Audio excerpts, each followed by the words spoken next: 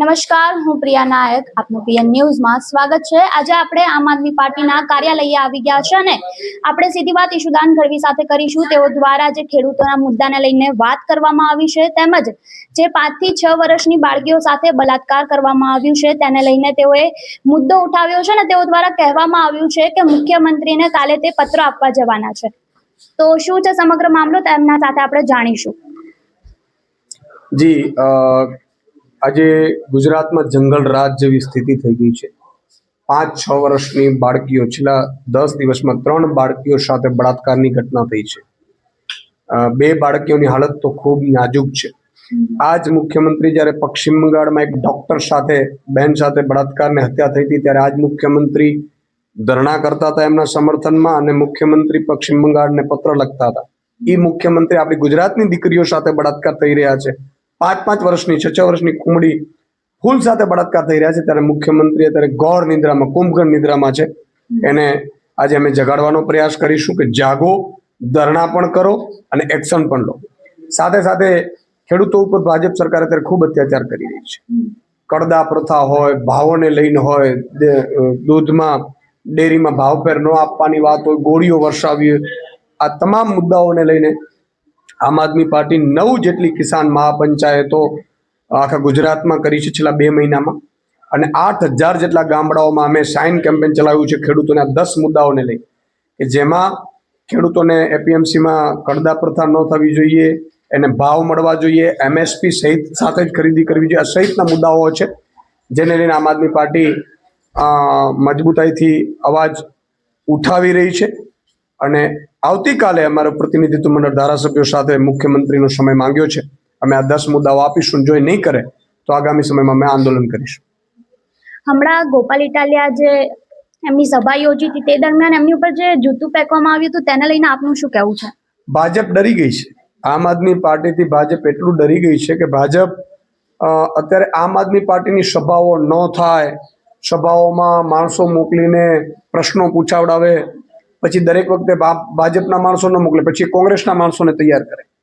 એટલે પણ અમે આનાથી હતપ્રત થવાના નથી।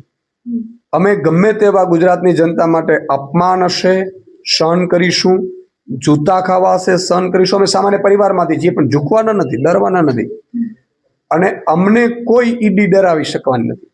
એટલે ગુજરાતની જનતાને અમે કહીએ છીએ કે અમે લડાઈ ચાલુ રાખીશું, તમે અમારો સાથ આપજો। બાકી આ ભાજપની જેટલી પણ ચાલો કરવી હોય એ કરી લે, અમારી ઉપર ગોળીઓ પણ વરસાવે તો પણ અમને વાંધો નથી। બીજા ઈશુદાન તૈયાર થઈ જશે, બીજા ગોપાલ તૈયાર થઈ જશે। એટલે ગુજરાતની જનતાને વિનંતી કરું છું કે તમે પણ તમારા ઘરે બોલતા શીખજો સરકારની સામે, તમારામાં પણ હિંમત આવવી જોઈએ। અત્યારના જે ડ્રગ્સનું ને દારૂનો મુદ્દો ચાલી રહ્યો છે તો તેને લઈને આપનું શું કહેવું છે કે જે રીતે હમણાં વાત ચાલી રહી છે, ગોપાલ ઇટાલિયાએ પણ આની ઉપર વાત કરી હતી। બિલકુલ, તમે જો બેફામપણે ડ્રગ્સ આવી રહ્યું છે, ડ્રગ્સ ક્યાંથી આવી રહ્યું છે? હરાજી કરવા તો આવી નથી રહ્યું। કોઈક ડ્રગ્સ મંગાવી રહ્યું છે, ડ્રગ્સ મંગાવી રહ્યું છે તો નથી તો કેન્દ્ર સરકારને ખબર પડતી નથી, ભાજપ સરકાર કે રાજ્ય સરકારને।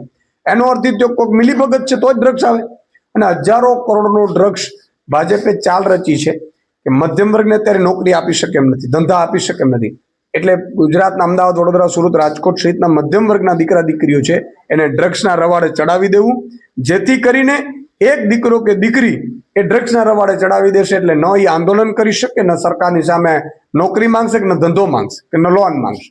એટલે મધ્યમ વર્ગ જે ભાજપનો હંમેશા મતદાર રહ્યો છે એના પરિવારને ખતમ કરવાનો કારસો ભાજપે રચી કાઢ્યો છે।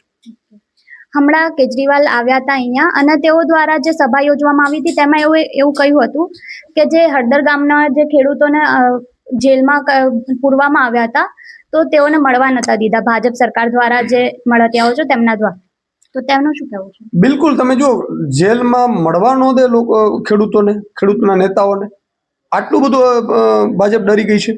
પણ એનો ડર સારો અમને લાગે છે। આખા 54 લાખ ખેડૂતો છે ને ભાજપથી વિમુખ થઈ ગયા છે। ભાજપના નેતાઓ જે ખેડૂત આગેવાનો પોતાને કહેતા હતા એ હવે જાય છે ગામડામાં તો અહીંયાથી વટાવે છે। સગો મામો હોય તો એમ કે છે કે ભાઈ હવે જવા દે, ભાજપ લઈને ન આવતો। તો આપણે જે રીતે જોયું કે ઈશુદાન ગઢવી દ્વારા કહેવામાં આવ્યું છે કે ગઈકાલે તેઓ જશે અને ત્યાં આવેદનપત્ર પાઠવશે અને જો તેઓ દ્વારા આ માંગ છે તે લેવામાં નહીં આવે તો તેઓ દ્વારા આગળ પણ કામગીરી કરવામાં આવશે અને આંદોલન કરવામાં આવશે। ત્યારે હવે આપનું આ અંગે શું કહેવું છે અને કમેન્ટ બોક્સમાં આપના મંતવ્યો જરૂરથી જણાવજો. ત્યાં સુધી અમારી ચેનલ સાથે જોડાયેલા રહો, લાઈક કરો, શેર કરો અને સબસ્ક્રાઇબ કરો.